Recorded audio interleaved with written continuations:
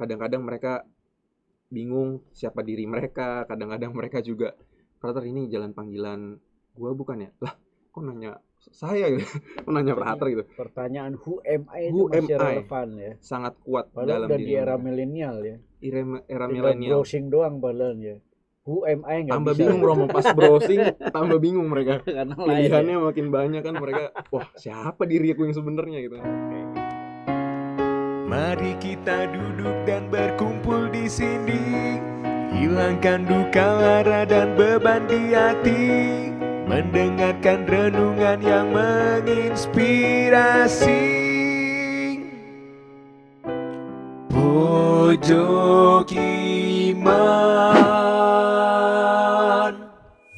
Halo Bapak Ibu dan saudara-saudara terkasih, salam sehat penuh kerahiman, salam pojok iman, mantap. Hari ini saya kedatangan dua tamu-tamu besar, untuk tidak mengatakan tamu agung. Pertama nanti kenalin lengkapnya ya, seorang Frater Karol, selamat datang. Ya Romo Rudi. Juga Frater Regi, selamat datang. Terima kasih Romo Rudi. Ya, nanti kenalin nama lengkap, asal paroki, ya kan. Tapi Bapak Ibu dan saudara terkasih, saya kira mereka ini adalah sosok-sosok orang muda yang mau berbagi cerita tentang pengalaman iman mereka, khususnya OMK di era milenial ini. Apa itu OMK? Zamannya super duper teknologi gitu, milenial ya. Zaman anak-anak milenial ini fenomenanya adalah masyarakat yang serba digital ya. Iya. Kamu bawa HP, saya bawa HP, ini juga HP, ini kita juga sedang di teknologisasi juga nih ya. Betul banget. Kamu nggak bawa HP ya? Bawa Romo. Oh bawa juga ya. Saya kira ya. Inilah satu fenomena masyarakat digital memang begini. Tantangan apa kan perlu kita juga sharingkan ya, supaya di situ ada sari-sari pati iman. Karena pojok iman memang adalah sharing iman ya. Langsung to the point, Frater Carol. Kenalin dulu lah lengkapnya asal paroki. Oke. Bapak Ibu, saudara-saudari, rekan-rekan muda, dan adik-adik pemirsa Pojok Iman Romo Rudi. Perkenalkan, saya Frater Carolus Budi Prasetyo, biasa dipanggil Frater Karol. Asal parokinya Paroki Tanggerang, Hati Santa Perawan Maria Tak Bernoda. Sekarang bersama Frater Regi, kami menjalani tingkat 5 studi S2 Teologi.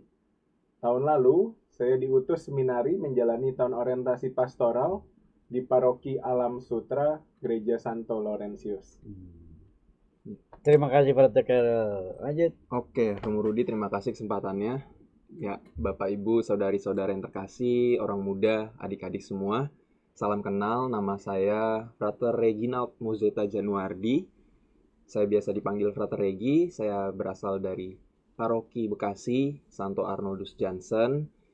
Kemarin sepanjang 1 tahun yang lalu saya ditugaskan berkarya di seminari menengah Santo Petrus Canisius Mertoyudan Magelang. Saat ini saya bersama Frater Karol, studi S2 di STF Driarkara.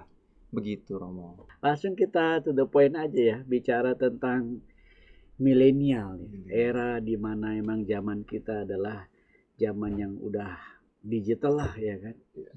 Bagaimana Frater menangkap kegelisahan orang muda Katolik ya, khususnya pasti tentang pembinaan imannya yang kita bicara ya, yang Frater geluti di masa-masa ya. Frater mendampingi orang muda Katolik di paroki, Frater mendampingi orang muda Katolik di seminari. Ini pasti ada dua sudut berbeda, tapi semoga saling memperkaya ya. Mulai dari paroki dulu deh. Iya. Saudara-saudari yang terkasih, berbicara pendampingan orang muda Katolik, terutama generasi milenial di paroki, sejauh yang saya alami di Paroki Alam Sutra, juga dalam konteks masa pandemi, ya orang muda Katolik tuh pasti akrab dengan namanya internet, akrab dengan sosial media. Nah, jadi Romo, di masa pandemi itu mereka tuh makin akrab sebenarnya. Belajar online, ya kerja kalau lagi WFH juga online seperti itu. Maka hidupnya mereka banyak di depan layar, gitu ya. Nah, yang menjadi menarik adalah dalam pendampingan orang muda di masa pandemi ini, Ya. bagaimana mengisi waktu-waktu ruang yang selama ini kan biasanya anak muda tuh nongkrong, ngumpul, itu bagaimana diisi dalam kegiatan yang online gitu. Ini yang menjadi tantangan tentu saja, karena di masa pandemi ini anak muda itu kecenderungannya, godaannya adalah main game, Romo. Main game atau maunya ya dengar-dengar hal yang webinar, self improvement kayak gitu ya. Kalau untuk hal iman itu perlu didorong. Nah, yang perlu disyukuri, yang saya syukuri saat menjalani tahun orientasi pastoral di Paroki Alam Sutra, saya pertama-tama berusaha menjadi teman seperjalanan mereka ketika mereka dalam misalkan sebulan sekali ada perjumpaan online, yuk doa bersama. Biasanya doa rosario, paling sederhana doa rosario. Di Paroki Alam Sutra itu dikelilingi kampus-kampus ya, Romo. Kampus-kampus yang punya mahasiswanya banyak, fakultasnya banyak yang menarik, terutama terkait multimedia digital seperti itu. Ya. Beberapa dari orang muda ini membantu juga dalam misa streaming. Nah, ini yang menjadi menjadi potensi yang baik. Mereka mau melayani anak muda diberdayakan di situ nih ya. Diberdayakan, Om. Mereka bisa bangun pagi tuh. Nah, bisa bangun pagi, Om. Dengan mata yang masih agak sembab-sembab gitu ya, agak ngantuk. Tapi mereka mau kok. Mandi nggak ya? Nah, itu nggak usah dibahas, Om. Oke. Itu mereka mau memberikan diri. Siap. Karena mereka kan akrab dengan multimedia. Yeah. Mereka lebih fasil dengan teknologi penyesuaian. Banyak yang ada kelompok komsos muda yang terlibat dalam pelayanan misa streaming juga bersama om tante yang juga gaul-gaul. Itu yang saya lihat keterlibatan mereka, itu yang disyukuri. Juga di Paroki Alam Sutra mulai ada podcast paroki juga mereka terlibat. Dan yang sebagai orang muda Katolik kan umur mereka rata-rata SMA ke atas ya, Romo. Ini yang juga disyukuri, mereka membantu menjadi kakak-kakak Bina Iman Remaja online. Jadi di paroki setiap Sabtu ada Bina Iman Remaja online by Zoom. Nah, OMK ini ngisi, entah ada yang jadi pewartanya, ada yang isi ice breakingnya, nyanyi. Nah, di sini yang menjadi kegembiraan. Jadi teman-teman remaja nih punya kakak-kakak yang keren gitu. Kalau biasanya kan kakak-kakak bir itu ya om tante. Nah, ini sungguh temennya mereka OMK gitu kan. Itu sih, Romo, yang bisa saya secara brief bisa bagikan. Jadi, teman perjalanan ini penting dulu ya. Iya, Romo. Teman perjalanan bersama mereka, apalagi hidup di dunia maya. Santero jagat maya. Tapi kan yang menarik di era milenial itu, ini faktanya ya kan, mereka chatting betul, ada live stream ya kan, ada aplikasi digital yang macam-macam, ada WhatsApp, Line, Instagram, Facebook dan lain-lain loh ya. Ini kan mereka membentuk persekutuan tuh di sana tuh. Makanya ada kumpulan di sana itu.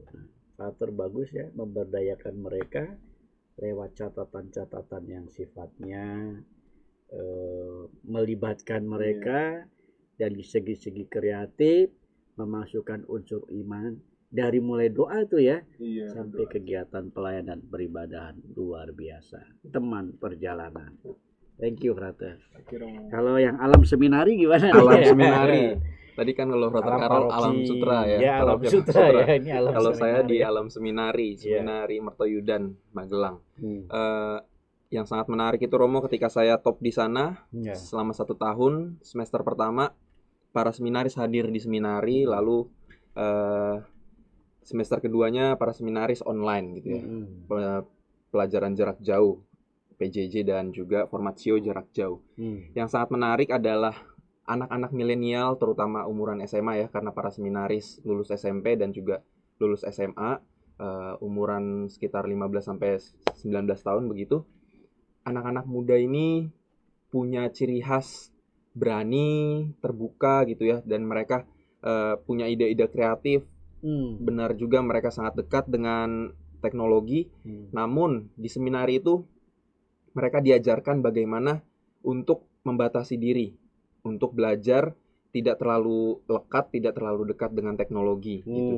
Karena di seminari kegiatannya sudah teratur, hidup doa, hidup studi, makan, hidup komunitas bersama-sama seperti itu.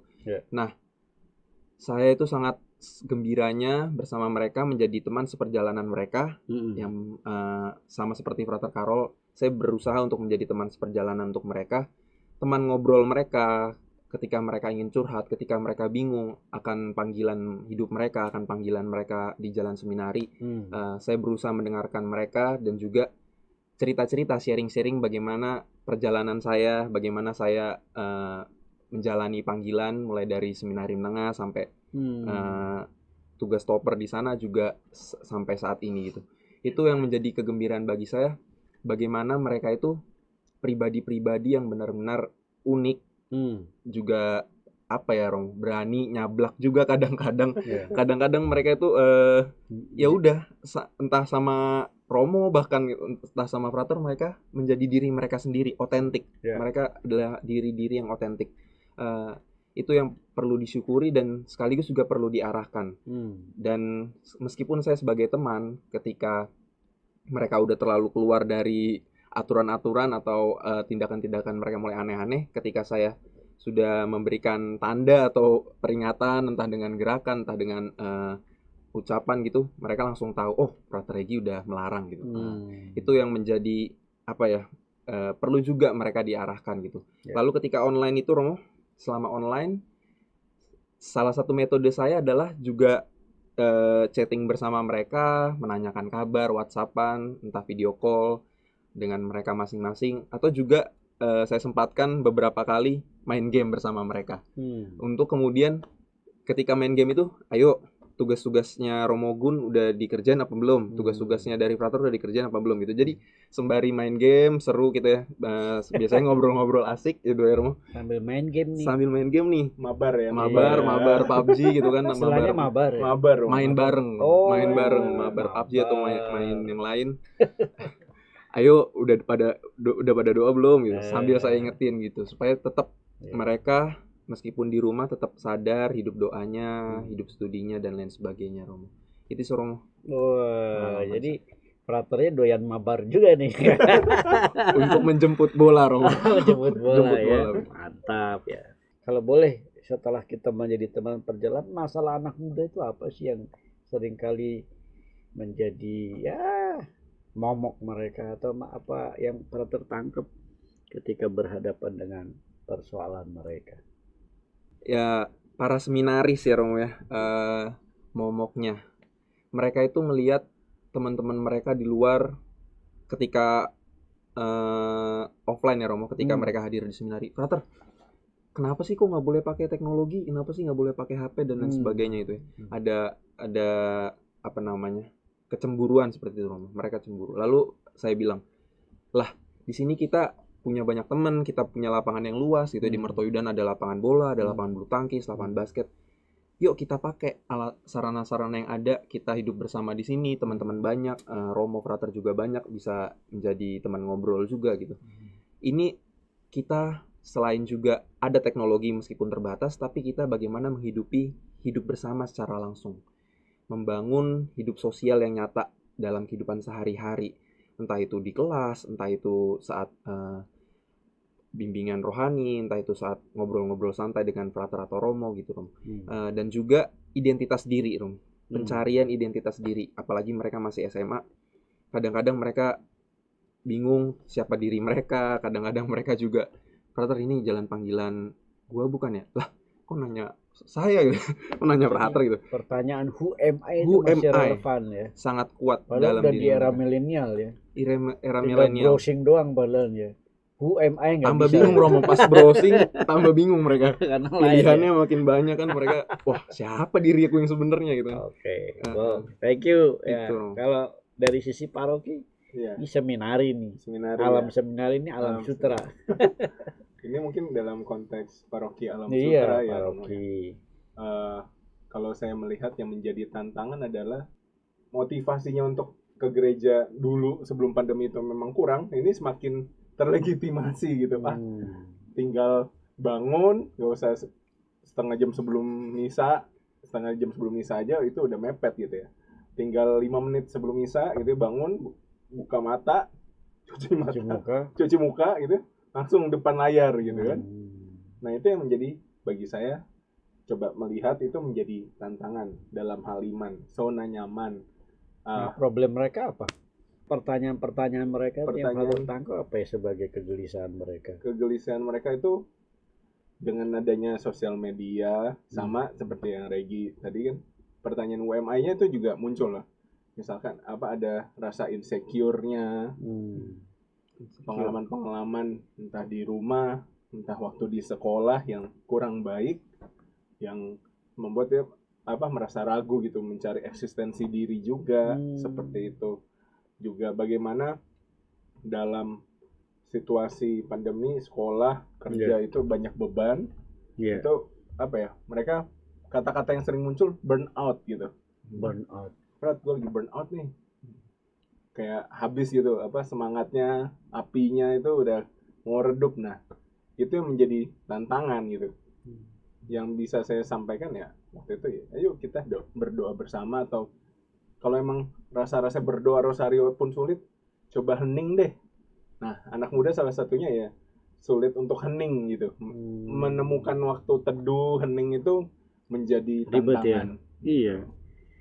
Baik, kadang saya juga membaca nih, saya juga ngumpulin loh diam-diam ini mengenai isu psikologi dan spiritual anak-anak muda kita. Ini pengalamanku yang ku ambil ketika retret, konsultasi, OMK mereka. Ini ada banyak. Ada yang merasa terluka kalau dibanding-bandingin anak muda ya. Mungkin orang tua juga bisa dengar nih. Mereka itu mudah terluka kalau dibanding-bandingin ya. Apalagi segala upaya usahanya itu tidak dihargai. Itu juga mereka merasa kayak ada sesuatu yang gimana sih, eksistensinya gelisah ya.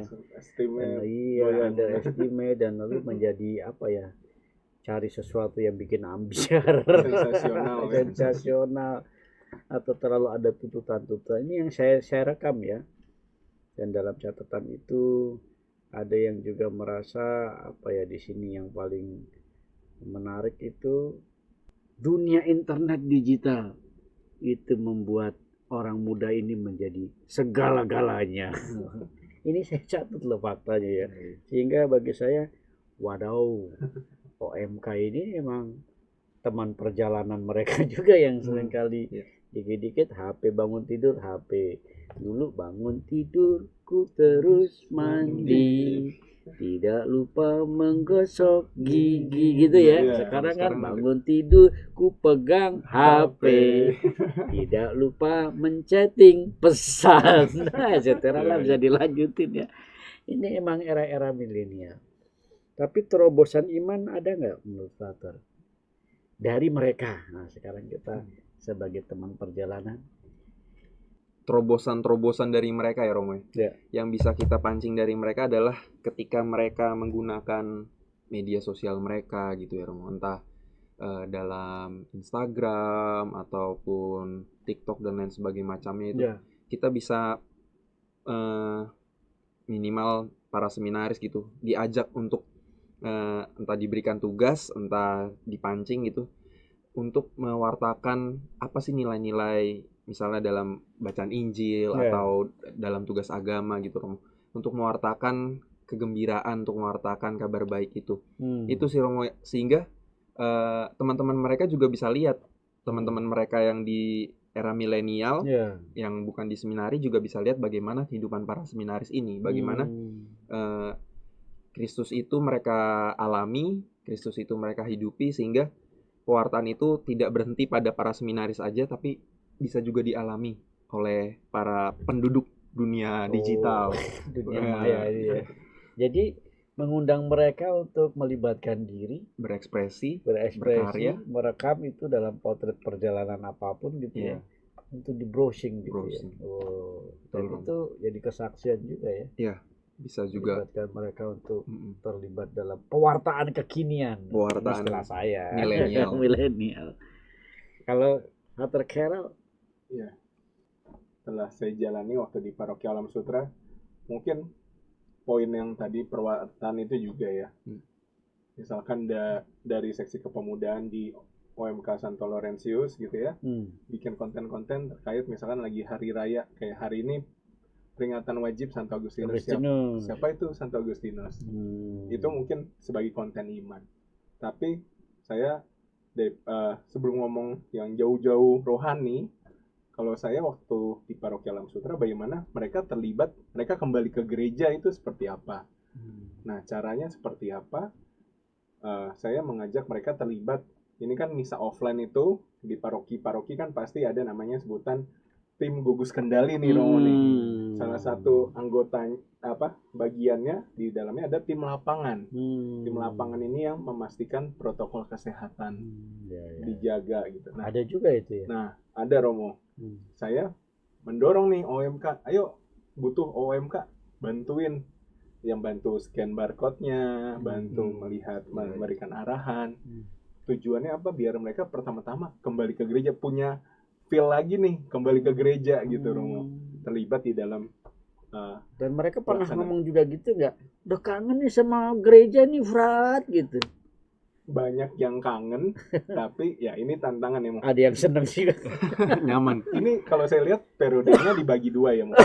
Sebelum pandemi, ketika belum ada vaksinasi, Iya. itu sangat berat Romo. Mengembalikan orang muda ke gereja tuh. Ya, karena kan takut ya. Ya, dan di daerah Dilarang Alam juga Sutra dengan segala kelebihan dan kekurangannya, ya. keluarganya lebih protektif. Iya, klaster soalnya. Klaster-klaster perumahan ya. Seperti itu. Tapi ya saya berusaha mendorong yuk yang emang keluarganya memberikan, karena aktivis juga, mengizinkan ayo terlibat. Jadi mau juga ya istilahnya Mau, ya. iya. Sampai dibikin minggu keempat itu petugasnya semua orang muda. Itu dari segi protokol kesehatan. Lalu dalam event-event keterlibatan juga waktu setelah Paskah, saudara-saudari yang di Flores di NTT itu ada bencana. OMK saya dorong yuk kita kan mungkin dari segi donasi untuk ngasih uang belum bisa banyak lah. Kita berikan tenaga yuk. Mereka hampir seminggu selalu ada yang membantu di dalam posko kemanusiaan. Dan yang terakhir ini, jadi buat gerakan bela Ya, rasa juga ya. bikin gerakan bela rasa sadar gitu. Dan seneng tuh anak-anak muda itu. Seneng nih. Mantap. Ini jadi mereka memang akrab dengan internet, nyaman main game, tapi mereka juga butuh ngumpul gitu. Dan dengan jadi relawan, mereka ngumpul bisa semangat dan bisa ke gereja, ada yang mampir ke Gua Maria.